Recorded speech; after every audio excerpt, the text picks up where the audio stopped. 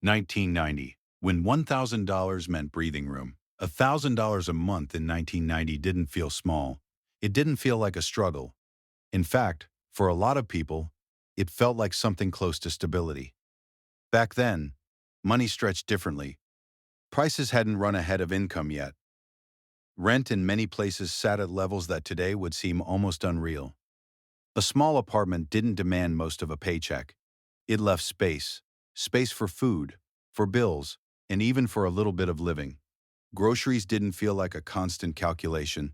A full cart at the store could be covered without second-guessing every item. Spending around a couple $100s for the month could keep a kitchen stocked.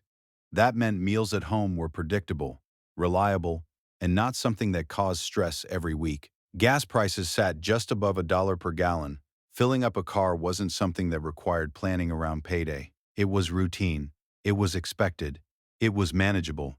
And that's really what defined $1,000 a month in 1990.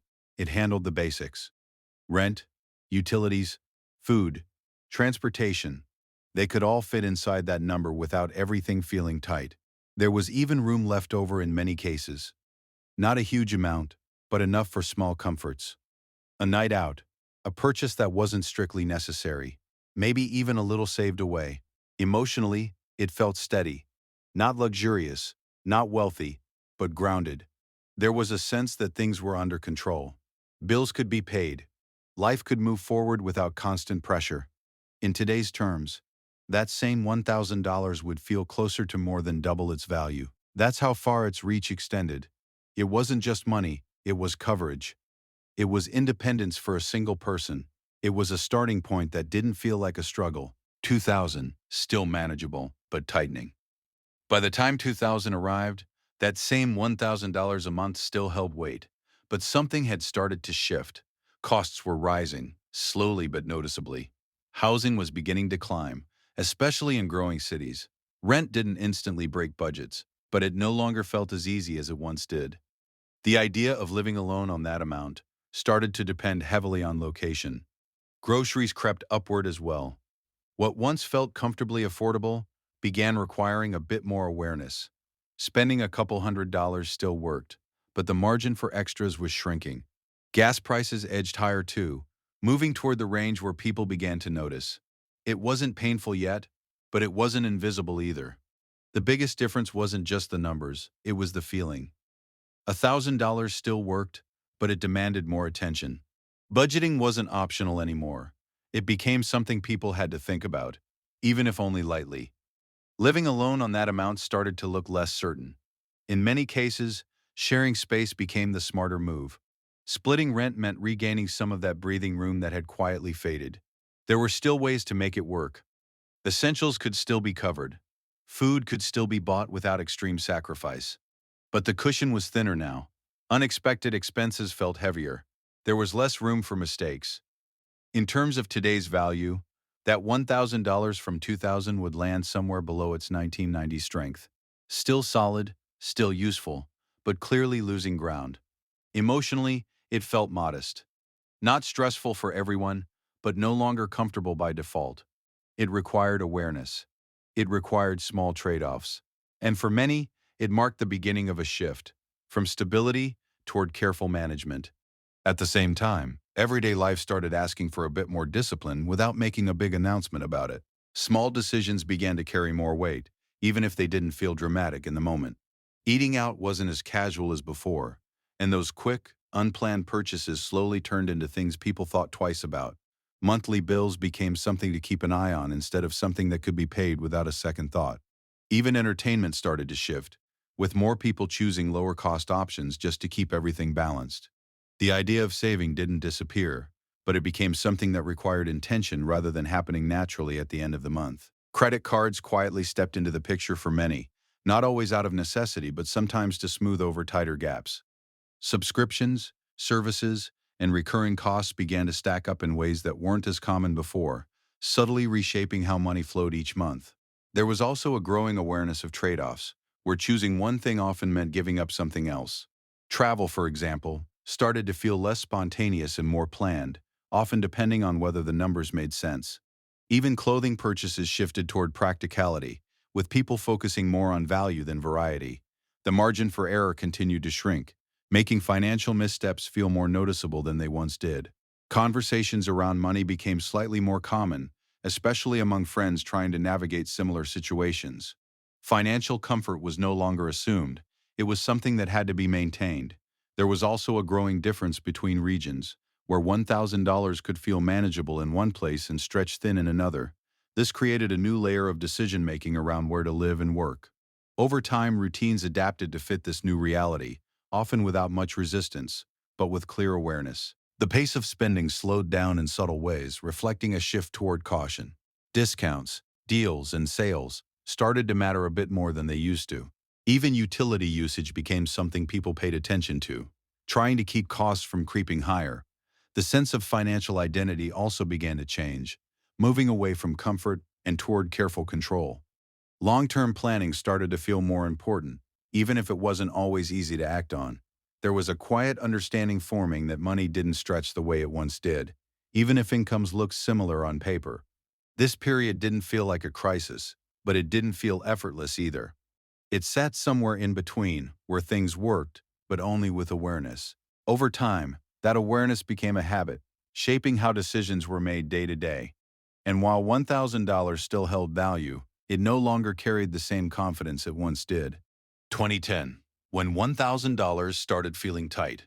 By 2010, the shift was no longer subtle. $1,000 a month didn't just feel smaller, it started to feel limiting. This was a time shaped by the aftermath of the 2008 financial crisis. Wages hadn't kept up, but the cost of living kept moving forward. That gap became harder to ignore. Housing was the biggest pressure point. Rent climbed faster than expected, especially in cities where jobs were concentrated. A one-bedroom apartment was already pushing beyond what $1,000 alone could reasonably cover. Even in less expensive areas, it became difficult to find a place that didn't eat up most of that amount. So living alone on $1,000 a month started to fade out of reach. Shared housing became the default solution. Roommates weren't just a choice anymore. They were often necessary. Groceries told a similar story. Spending around $300 to $400 a month became normal. That meant a significant portion of the budget was already spoken for, just to keep food on the table. There was less flexibility, fewer extras, and more attention to what went into the cart. Gas prices jumped as well, hovering closer to $3 per gallon. That change alone added pressure, especially for anyone commuting regularly. Transportation costs were no longer something that blended into the background. They became part of the monthly calculation. And that's where the real difference showed up. Everything required planning. Every category, rent, food, gas, competed for space inside that $1,000. There wasn't much left after the essentials. Savings became difficult. Unexpected expenses felt disruptive. Even small financial setbacks could throw things off balance. Emotionally, it felt like walking a line. Not completely unmanageable, but far from comfortable. There was a sense of constantly adjusting, constantly making sure everything fit. In today's terms, that $1,000 from 2010 would translate to a higher number. But even then, the feeling had already changed. It wasn't about what the money was worth on paper. It was about what it could actually do. And by 2010, what it could do had clearly shrunk. At the same time, daily routines began to revolve more tightly around financial awareness than ever before. Decisions that once felt automatic started to require a second look, sometimes even a full rethink. Eating at home became more common, not just as a preference, but as a strategy to stay within limits. Even small luxuries, like coffee runs or casual outings, slowly turned into occasional treats instead of habits.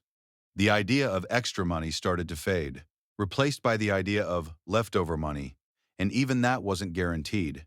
People became more intentional about how often they went out, what they bought, and how frequently they spent on non-essentials. Budgeting tools and simple tracking methods became more common, not out of interest, but out of necessity.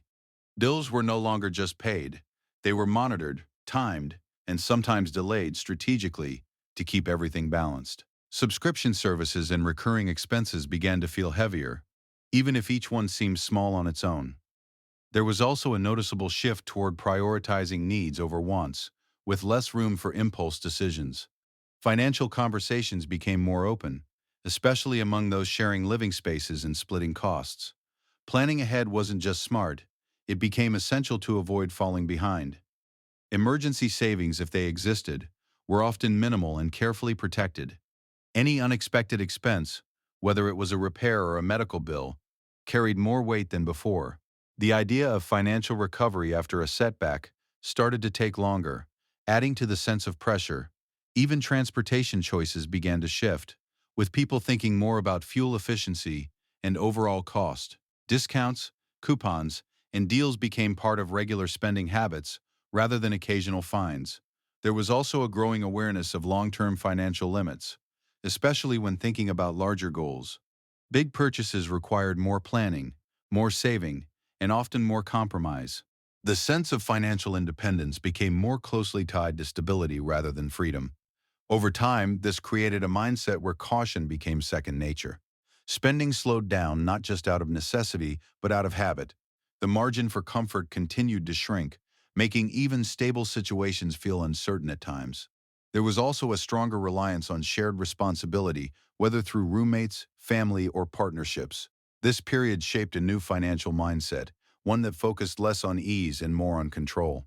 And while $1,000 still played a role, it no longer carried the same sense of possibility it once did, instead becoming something that had to be carefully stretched just to keep up.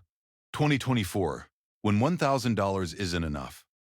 Fast forward to 2024, and the contrast becomes impossible to ignore. $1,000 a month no longer feels like a foundation. It doesn't feel like stability. In many places, it doesn't even cover the basics on its own. Housing alone tells the story. The average rent for a one-bedroom apartment has moved well past $1,500 in the United States.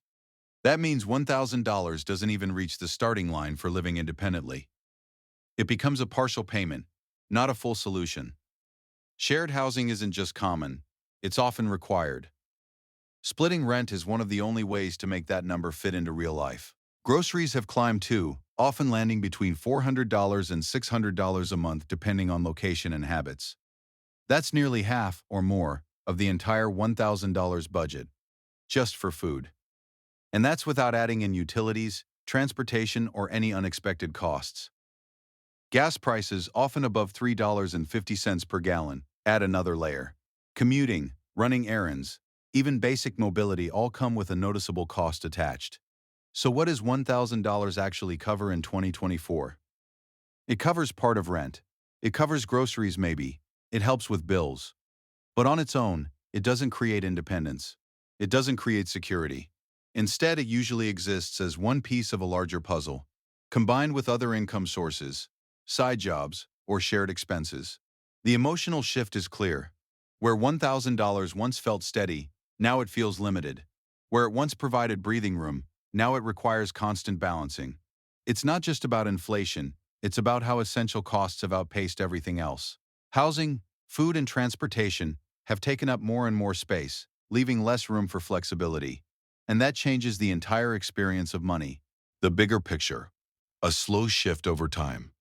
Looking across these 4 points in time, the pattern becomes clear. In 1990, $1,000 a month could carry a full lifestyle for a single person. It handled rent, food, and daily life without constant pressure. By 2000, it still worked, but required more awareness. By 2010, it demanded careful budgeting and often shared living.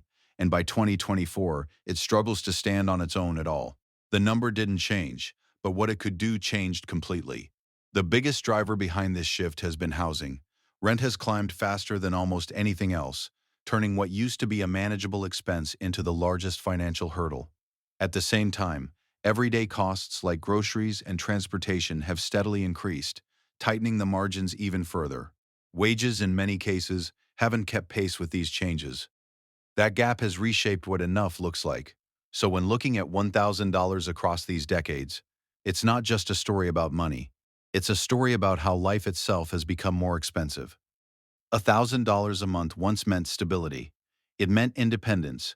It meant being able to move through life without constant financial pressure. Over time, that same amount has been gradually stretched thinner and thinner. Today, it often represents support rather than sufficiency. a piece of the equation instead of the whole, and that shift says more than any single number ever could. If this breakdown changed the way money across time is seen, hit like and share it with someone who would find it eye-opening. Subscribe for more content that breaks down everyday topics in a way that actually makes sense.